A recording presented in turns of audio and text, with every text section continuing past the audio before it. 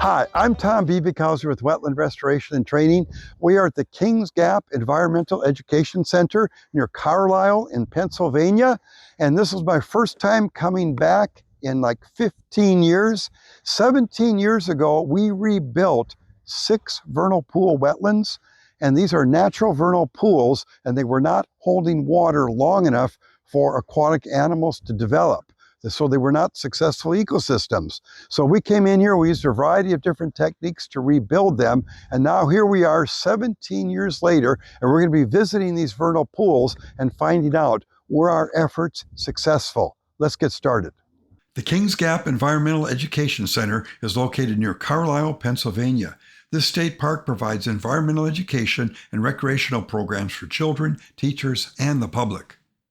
Among Kings Gap's special features are its unique vernal pool wetlands, mountainous terrain, 2,531 acres of forest, and panoramic views as you drive a winding road to the top of South Mountain. A highlight for visitors is walking the Masland Trail at the Kings Gap Environmental Education Center. The trail leads you to natural vernal pools in the forest where you can see a diversity of wildlife species like the wild turkey and wood ducks, and they're using the vernal pool wetlands. Interpretive signs along the trail describe the unique vernal pool ecosystems and the animals that depend on them. Signs show you where the vernal pools that are featured in this video are located. I first visited the Nature Conservancy's Forest Pools Preserve near Kings Gap Environmental Education Center on June 13th and 14th, 2009.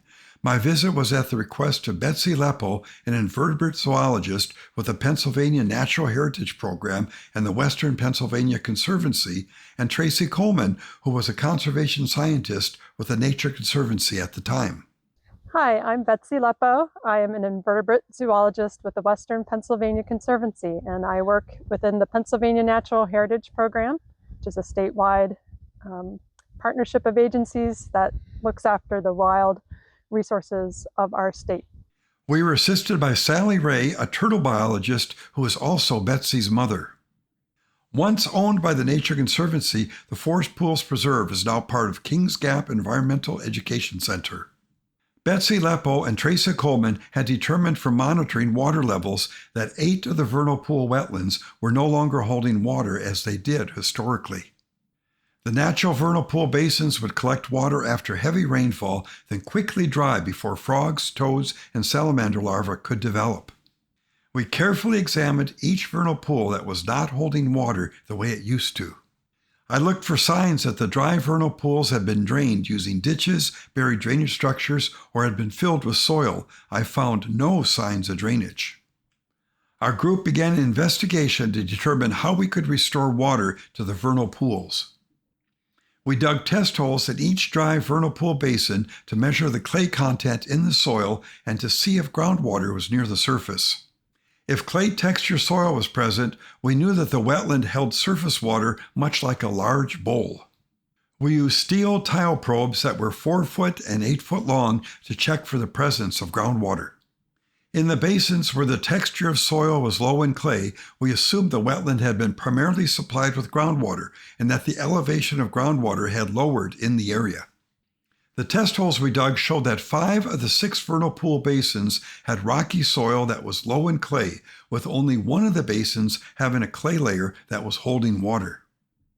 It appeared that groundwater levels had dropped over the previous decade, reducing the hydroperiod to the point where the wetlands could no longer support aquatic plants and animals. Additional indicators confirmed the shift. The presence of oak, maple, and pine saplings within the basins showed that the wetlands were remaining dry during the growing season. Mosses growing in the basins further indicated prolonged dry conditions, as these species would become established only after extended periods without standing water. We identified actions that could be taken to restore water to each of the dry vernal pools. Where the soil was rocky and the elevation of groundwater was within 24 inches of the surface, we would simply dig the basin deeper and loosen compacted soil to expose groundwater. The one site where clay texture soil was present, we planned to remove and save the topsoil, remove and save the clay, dig the basin deeper, and then spread the clay in layers, compacting each layer so it would hold water. We planned to install aquatic-safe liners in 3 of the vernal pools where groundwater was not present near the surface and the soil was rocky and there was no clay. 2 of the dry vernal pools were purposely not modified so they would serve as controls. This was a scientific way of determining if the actions we are planning to take would meet our objectives. It was not uncommon to see a pool of water collect in a controlled vernal pool during snowmelt or after a heavy rain from a hurricane, but this water would soon soak into the ground before it could be used by frogs and salamanders for breeding. The vernal pools we did not rebuild were dry when we visited them on April 2, 2026. The Nature Conservancy, Pennsylvania Natural Heritage Program, Western Pennsylvania Conservancy, and the Upper Susquehanna Coalition worked in partnership to restore the vernal pools. The Upper Susquehanna Coalition provided the heavy equipment and operators needed to do the work. This photo shows one of the vernal pools before construction. The test holes we dug showed there was groundwater near the surface in this dry vernal pool. To restore this vernal pool, we used shovels to dig up and save plants that were growing in the basin. We dug up and saved the sedges and the bulrushes. The plants were temporarily stored near the base of trees where they would not be run over by heavy equipment. Branches and logs were picked up by hand and moved to a safe location where they could be later returned to the restored wetland. We used a laser level and dual-sided grade rod to take elevation readings in the basin before removing soil with the excavator. Here the excavator is being used to dig up and save the large high-bush blueberry shrubs for replanting along the edge of the restored wetland. The skid steer was used to remove and save the leaves and topsoil in the basin. The excavator deepens the basin by removing mineral soil. The basin is dug so that it is 24 inches deeper in the middle. The excavator places the soil that is removed in a small dump truck that's mounted on tracks, not wheels. The track dump truck moves the soil to higher ground. We take elevations to determine if the basin has been dug to the planned depth. The excavator shapes gradual slopes along the upper edge of the basin. More elevations are taken to see if we are ready to replace the organics and topsoil that were saved. Here, a high-bush blueberry shrub that was saved is loaded into the bucket of the excavator for replanting. The excavator is used to plant the high-bush blueberry along the edge of the reshaped vernal pool basin. The excavator operator uses the bucket on the machine to loosen compacted soils in and around the restored vernal pool.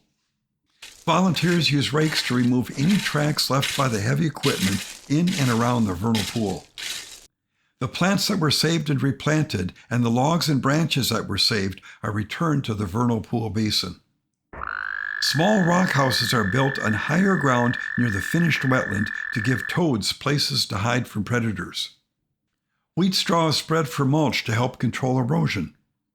The straw will help keep the soil moist to facilitate plant growth. The area where soil was removed and spread from digging the basin is also covered with straw. The vernal pool will now fill with precipitation and groundwater. I visited the vernal pools we restored at Kings Gap with Mike Bertram and Kathy King on April 29, 2011, following heavy rainfall in the area. This vernal pool was rebuilt using the groundwater technique.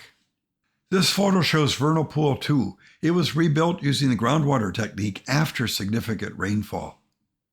Here, Vernal Pools 2 and 3 that were rebuilt using the groundwater technique are connected following the heavy rain. These photos show Vernal Pool 2 that was rebuilt using the groundwater technique during different seasons of the year. Here is Vernal Pool 2 on January 22, 2024. Here is how Vernal Pool 2 appeared on February 20th, 2024. And Vernal Pool 2 had dried by July 28th, 2024. Betsy Leppel and I visited the vernal pools on April 2nd, 2026, which was almost 17 years after they were rebuilt. Okay, we are at wetland number 2, vernal pool number 2, and this is one that we rebuilt using what I call the groundwater technique. I remember when we dug the test holes, we found groundwater that was far below the surface. So we came in here with an excavator and we actually deepened this basin so we would intercept the groundwater. And there are fairy shrimp in here. What? You're finding some? I am. Fairy shrimp are only found in vernal pools. Their presence shows that the restored wetland does not contain fish.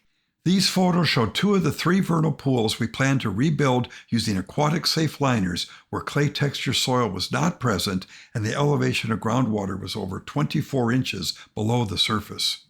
One of the first steps involved removing the mosses growing in the dry basins. The mosses were saved for later planting on higher ground after the vernal pool was rebuilt. The leaves in the dry basins were raked into piles. These leaves were placed in piles away from the heavy equipment so they could be placed in and around the finished wetland. A laser level was set up to help us install the aquatic-safe liners in the vernal pool basins. Wire flags were used to mark the perimeter of the basin that would be dug before installing the aquatic-safe liner. The excavator removes and saves the topsoil within the marked perimeter of the vernal pool being rebuilt. Here the excavator is removing mineral soil to shape a basin that is deepest in the middle. The basin is shaped like a large satellite dish that is deepest in the center with gradual slopes. Elevations are taken with the laser level to see if the basin has been dug to the planned depth. Wire flags are placed in the ground to show where the upper edge of the liner will be located. The base of each wire flag marks the planned elevation of water in the rebuilt wetland. It takes careful measuring along with raking and shoveling to shape the basin so the aquatic-safe liner will fit as designed. Fire rakes and shovels are used to remove ridges and to fill in holes before installing the aquatic-safe liner. Rocks are removed by hand and roots are dug out with shovels so there won't be anything sharp that could puncture the underside of the liner. It takes a group of strong individuals to remove the aquatic-safe liner and geotextile pads out of the bucket of the skid steer. The liner and geotextile are carried to the edge of the vernal pool being rebuilt. The liner and 2 sheets of geotextile are each one piece and seamed at the factory. The first sheet of geotextile is carried into the reshaped vernal pool basin. The group unfolds the large sheet of geotextile. The geotextile is moved until the edges reach or bend over the wire flags that were placed to mark the edge of the liner being installed. The aquatic-safe liner is now placed over the geotextile. The liner is moved so that it covers and matches the layer of geotextile placed in the vernal pool basin. Now the second sheet of geotextile is placed on top of the aquatic-safe liner. The group positions the top layer of geotextile so it covers and matches the aquatic-safe liner beneath it. The dual-sided grade rod and laser level are used to identify where the top edge of the liner should be anchored before it is trimmed. Here we're using paint to mark where 12-inch long landscape spikes should be driven into the ground to anchor the liner and layers of geotextile. The landscape spikes are driven into the ground at the elevation where the top edge of the liner and the geotextile will be trimmed, which will be the same as the water level in the vernal pool. The liner and geotextile are being anchored along the top edge so they won't slip down into the basin when they're being covered with soil. It's much easier using landscape spikes to anchor the top edge of the liner compared to digging an anchor trench along the outside perimeter of the wetland being built. We use inexpensive plastic utility knives to trim and remove the excess liner and geotextile material that is uphill of each landscape spike. The excess liner and geotextile are trimmed 1 inch higher than the head of each landscape spike. The excavator is used to place a layer of soil that is approximately 6 inches thick over the liner and geotextile. Great care is taken by the operator so that the bucket on the machine does not puncture the liner. It is of critical importance that the excavator does not travel over any part of the liner and geotextile, or the machine will tear these materials and the vernal pool won't hold water. Topsoil is now spread over the mineral soil. Here I'm using a shovel to test how thick soil is covering the liner and geotextile. The orange line on the shovel marks 6 inches. We remove soil if the covering is greater than 6 inches and add soil if it's too thin. Rakes are used to spread soil over the top edge of the liner and geotextile, blending the soil into the surface of the undisturbed ground. Logs and large branches are carried into the vernal pool. The logs and branches are placed so they appear natural and provide amphibians and invertebrates with places to hide from predators. Placing the woody debris by hand reduces soil disturbance by reducing the need for the excavator to travel around the vernal pool. A shoulder-mounted seeder is used to sow wheat on the exposed soil to control erosion.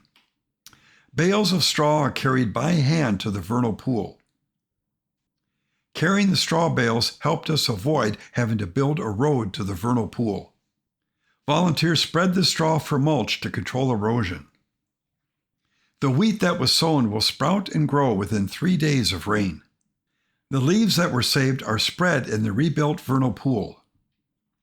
The leaves will provide invertebrates with food and help the vernal pool look natural.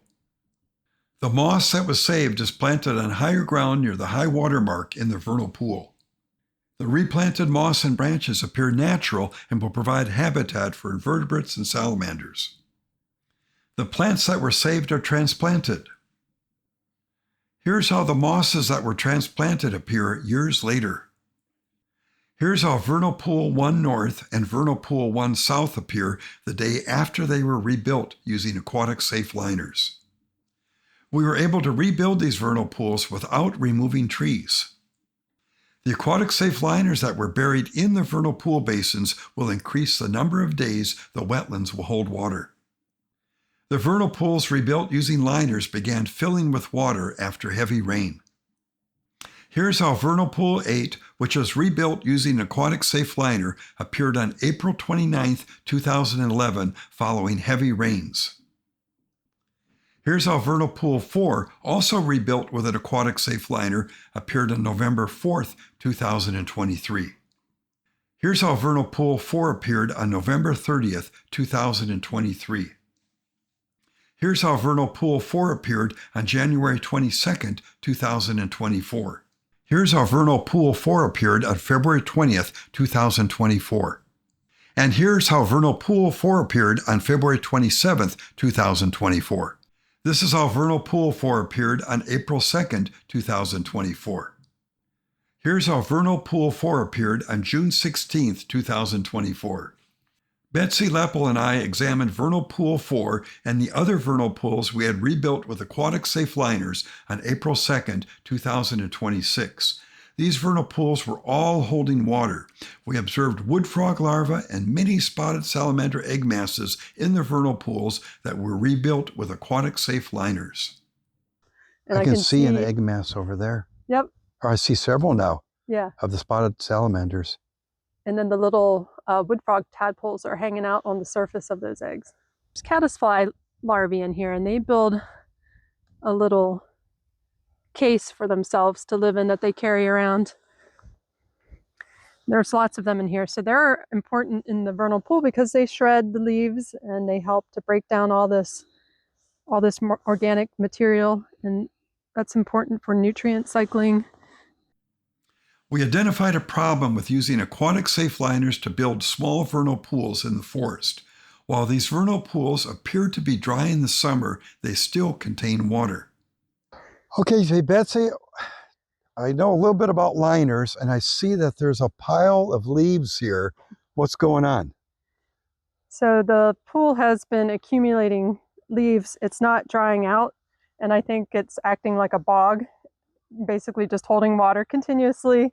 And so as the leaves come in here, they just accumulate and accumulate, and they don't blow out, and they don't have a period of drought where they can kind of break down quickly. So we just end up with it'll be dry leaves on top. It'll be that many leaves that you actually have a layer of dry leaves on top. Right here. So we scooped out the leaves so that we actually have some open water for the frogs and the salamanders to lay their eggs in.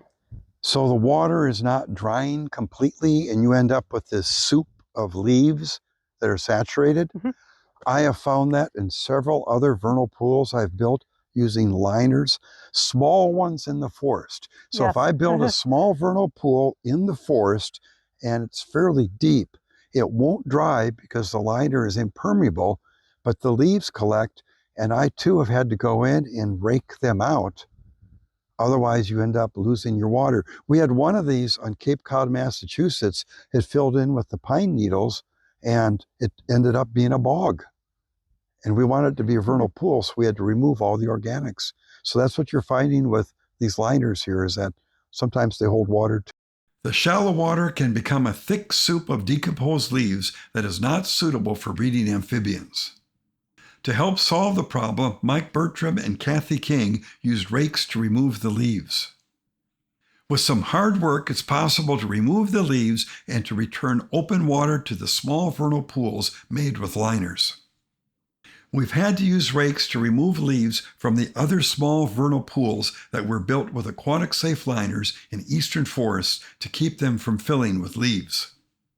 To shorten the hydroperiod in one of the vernal pools that was constructed with an aquatic-safe liner, Kathy and Mike cut a 4-inch diameter hole in the liner. They did this to purposely make a leak so that some of the water in the vernal pool would soak into the ground. Kathy placed a short section of pipe in the hole she cut to keep it open. Unfortunately, cutting a hole in the liner did not appear to make the vernal pool dry any earlier. This dry vernal pool had an area of clay texture soil in the basin. We rebuilt the vernal pool by rearranging the clay so that it covered the bottom of the basin. The excavator was used to remove and save the topsoil in the basin. Here the skid steer is removing rocky soil and digging the basin deeper. The track dump truck moves the rocky soil out of the basin. The excavator removes and piles the clay texture soil in the basin. The tracked dump truck moves the clay texture soil in the rocky basin. The skid steer spreads clay over the rocky soil in the basin. The clay was compacted by traveling over it with heavy equipment. We used shovels to spread the clay over the rocky soil where it was too wet for the heavy equipment to operate.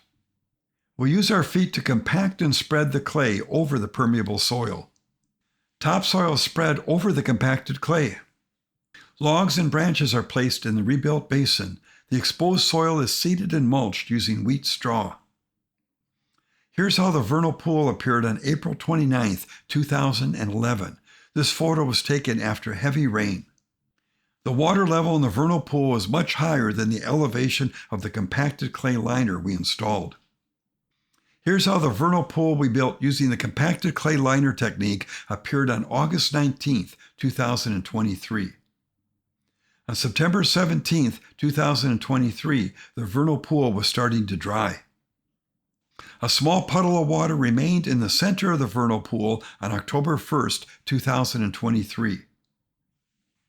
The vernal pool had dried by November 4, 2023. Water was beginning to collect in the vernal pool that was rebuilt with a clay liner on December 15, 2023. Here's how the vernal pool looked on January 22, 2024.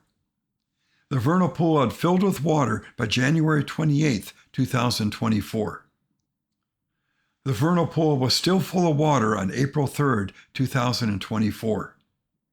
The vernal pool had dried by June 26, 2024. Betsy Leppo, Kim Schubert, and I visited this vernal pool on April 2, 2026, which was almost 17 years after it was rebuilt with a compacted clay liner. I just remember that there was a very small pool, a puddle really, that would form here, but it had this nice big basin shape to it and a nice depression.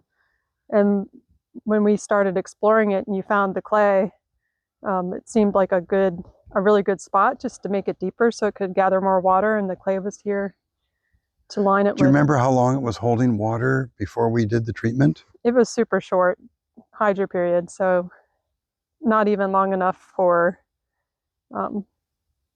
like wood frogs to use. It was less than a month or month and a half maybe before it would get dry. So I'm going to go in here and see what is what is happening. We've had a few weeks now that the wood frogs that were laid in here around the second week of March, I think around March 9th or 10th, we know that the wood frogs came in a big push. It was really, really cold, and there was ice on these things up until the end of February. So the wood frogs came as soon as they thawed out, laid their eggs, and now they've hatched. So I'm going to see if I can find some tadpoles.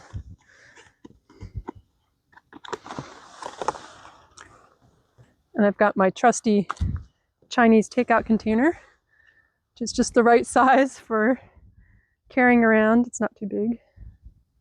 And there's bird feathers in here. Somebody, maybe a wood duck. A wood duck or a mallard. They really love vernal pools. All right, I'm getting some wood frog tadpoles. And man, they're growing really fast. They just look like a little tiny black wiggle when they first hatch. But now they start out and they're almost linear. But now that they've been growing for a week or two, their heads have expanded in proportion to their tails. So they look more like a tadpole. So this pool had a really big raft of wood frog egg masses. They like to lay their egg masses together in a big raft. That helps them sort of stay warm in the cold weeks of spring, and they can develop faster. Go ahead. So we've got our wood frog tadpoles, the little black tadpoles in here. So we know these are about 3 weeks old. What is that? We have a marbled salamander larva. How could you tell it's a salamander and not a frog larva? From those feathery gills that are on either side of his head.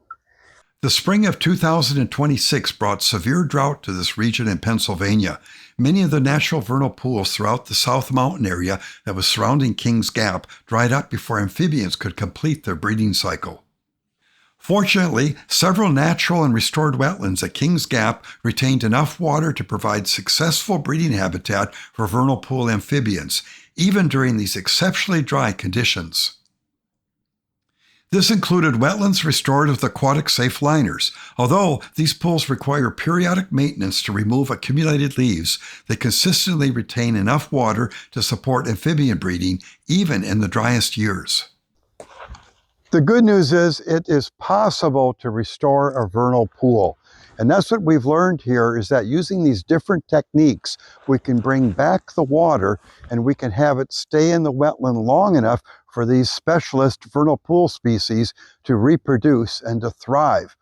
Well, if you've enjoyed this video, please let us know and make sure you hit that subscribe button so that you don't miss any future episodes. And I wish you every success restoring wetlands in your community.